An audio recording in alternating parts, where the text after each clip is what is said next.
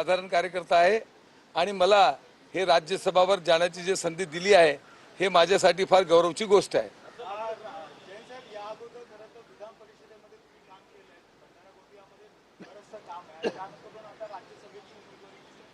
चर्चा होती शेवटच्या क्षणापर्यंत नाव निश्चित होतं, मात्र आज काल तुमचं रात्री नाव फायनल झालं, काय नेमकं होतं? काहीच जादू नव्हता। पक्षाचे वरिष्ठ लोक जे निर्णय घेते आणि पक्षाला निर्णय घेताना सर्व जे पक्षाचे मोठे नेते होते त्यांनी चर्चा केली आणि चर्चा केल्यानंतर त्यांनी माझ्या नावाचं निश्चित केलं माझं नाव।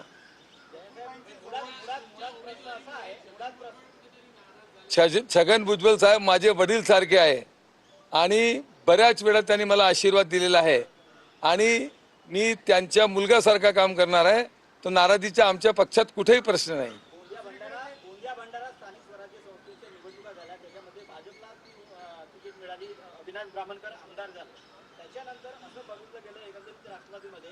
पार्थ पवार वर्सेस सुनील तटकरे आणि प्रफुल्ल पटेल असा सुप्त संघर्ष, प्रश्न ऐकून घ्या, सुप्त संघर्ष आहे असा बघायला मिळाला होता किंवा अशा चर्चा होत्या, मात्र प्रफुल्ल पटेलांचाच वर्चस्व पाहायला मिळाला।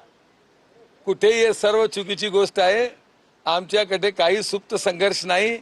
हे सुप्त संघर्ष कुठून लोक म्हणतात आम्हाला तर समजत नाही।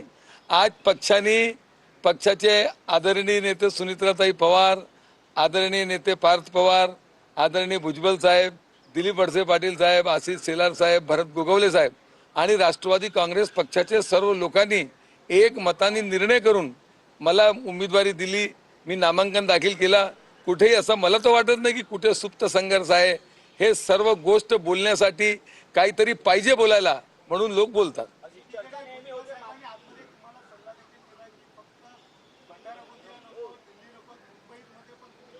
नक्की पक्षाने जे जबाबदारी दिली आहे आणि वडील सारखे छगन भुजबळ साहेबांनी जे मला सजेशन दिलं आहे तो मला जरी पक्षाने इतकी मोठी जबाबदारी दिली तो दिल्ली, भंडारा, गोंदिया आणि मुंबईपर्यंत आपले क्षेत्राचे राज्याचे विकासासाठी जे करता येतील ते मी करणार।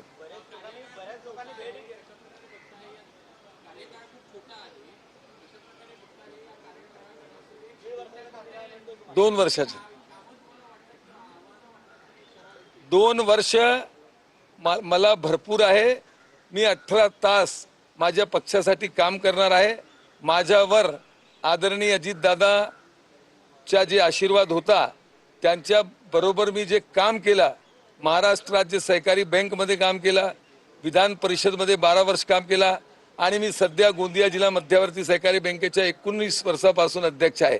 हे सर्व अनुभव आणि खासदार प्रफुल्ल पटेल साहेब आहे, पार्थ पवार साहेब आहे, यांच्या सर्वांचा जे मला तिथे सहयोग भेटणार आहे आणि महायुती आहे म्हणून काम करताना कुठे अडचण होणार नाही।